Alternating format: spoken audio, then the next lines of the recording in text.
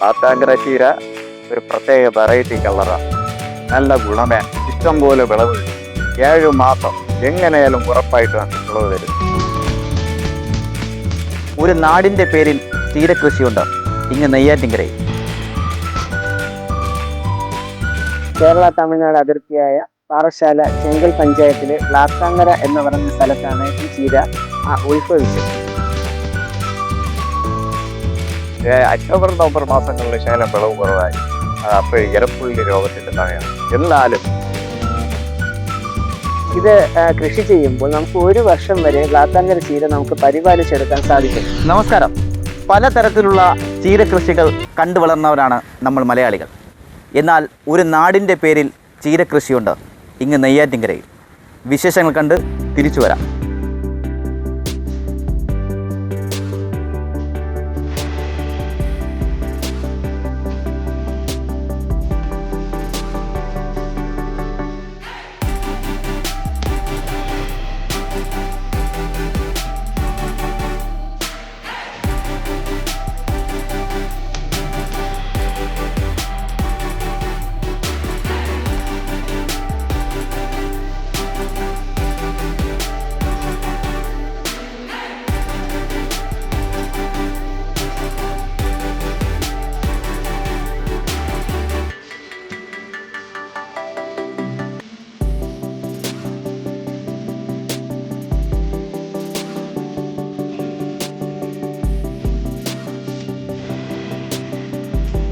അപൂർവ ഇനത്തിൽപ്പെട്ട ഒരു ഐറ്റമാണ്. കാരണം ഇത് തെക്കൻ കേരളത്തിലാണ് ഇത് കാണപ്പെടുന്നത്. കേരള തമിഴ്നാട് അതിർത്തിയായ പാറശാല ചെങ്കൽ പഞ്ചായത്തിലെ ലാത്താങ്കര എന്ന് പറയുന്ന സ്ഥലത്താണ് ഈ ചീര ഉത്ഭവിച്ചത്. ഇവിടെ നിന്ന് അത് കേരളത്തിന്റെ നാനാഭാഗങ്ങളിൽ എത്തുകയും ഇന്നത് കേരളത്തിൽ മാത്രമല്ല ഇന്ത്യയിൽ മറ്റു സംസ്ഥാനങ്ങളിലും അതുപോലെ വിദേശ രാജ്യങ്ങളിലും ഈ ലാത്താങ്കര ചീര വിത്ത് എത്തിയിട്ടുണ്ട്. അവിടെയെല്ലാം കൃഷി ചെയ്യുമ്പോൾ നല്ല ഹൈറ്റോടുകൂടെ ഈ ചീര വളർന്നു വരികയും വളരെ മധുരം, ആഹാരം കഴിക്കുമ്പോൾ ചോറുമായി ഇതിനെ മിക്സ് ചെയ്യുമ്പോൾ നല്ല ചുവപ്പ് കളറാണ് ഇതിന് വരുന്നത്. നമ്മൾ അതിൽ ചുവന്ന മഷി ഒഴിക്കുന്ന അതേ ലാഘവത്തോടെ നമുക്കിത് കഴിക്കാം. അത്രയും കളർഫുള്ളായിട്ടാണ് ആ ചോറ് ചുവപ്പ് കളറിൽ മയങ്ങിയാണ് വരുന്നത്. ഇത് കൃഷി ചെയ്യുമ്പോൾ നമുക്ക് 1 വർഷം വരെ ലാത്താങ്കര ചീര നമുക്ക് പരിപാലിച്ചെടുക്കാൻ സാധിക്കുന്നുണ്ട്. ഓരോ മാസവും നമുക്ക് കട്ട് ചെയ്ത് അതിന് ഉപയോഗിക്കാം. പെട്ടെന്ന് പൂ വരുന്ന ഐറ്റം അല്ല, കാണാനും വളരെ ഭംഗിയാണ്. കൃഷി ചെയ്താൽ ഇതിന് ചെലവ് കുറവാണ്.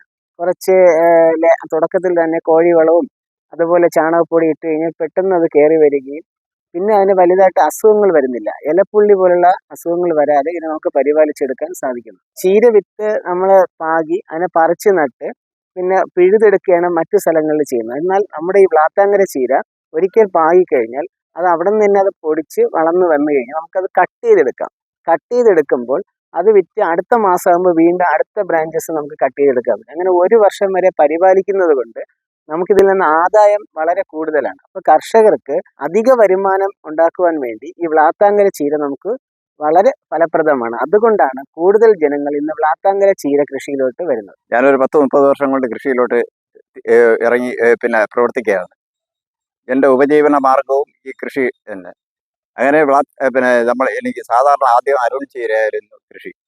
അത് ഉൽപ്പാദിപ്പിച്ച് ഞങ്ങളെ മാർക്കറ്റിൽ കൊണ്ടുപോയപ്പോൾ വെറൈറ്റി ആയിട്ട് വേറൊരാൾ കൊണ്ടുവന്ന ചീരയിൽ ഒരു തൈ കാണുകയും ആ തൈ വാങ്ങി കൊണ്ടുവന്ന് നട്ട് അതിൻ്റെ വിത്ത് എടുത്ത് അടുത്ത് ആ കിട്ടിയ വിത്ത് അത്രയും ചെയ്തപ്പോഴത്തേക്ക് നല്ല വിളവും നല്ല വെറൈറ്റി കളറും നല്ല പെട്ടെന്ന് വിറ്റ് പോവും അതിൻ്റെ കളർ കൊണ്ട്. അങ്ങനെയുള്ളപ്പോൾ പിന്നെ എൻ്റെ കൂടെയുള്ള കർഷകർ കൂടെ ഈ വിത്ത് ആവശ്യപ്പെട്ടു. പിന്നെ അവർക്കും കൊടുത്തു. ഇപ്പം അവരും സ്വന്തമായിട്ട് ഉൽപ്പാദിപ്പിക്കുന്നു. വിത്ത് കൊറിയർ കേരളത്തെ എല്ലാ സ്ഥലത്തും വിത്ത് കൊറിയറായിട്ട് അയക്കുകയും ചെയ്യും. ലാത്താങ്കര ചീര ഒരു പ്രത്യേക വെറൈറ്റി കളറാണ്. നല്ല ഗുണമേന്മയാണ്. ഇഷ്ടം പോലെ വിളവ് കിട്ടും. 7 മാസം എങ്ങനെയാലും ഉറപ്പായിട്ട് വിളവ് തരുന്നു. അടുത്ത 7 മാസം കഴിഞ്ഞിട്ട് പുതിയ കൃഷി ചെയ്താണ്.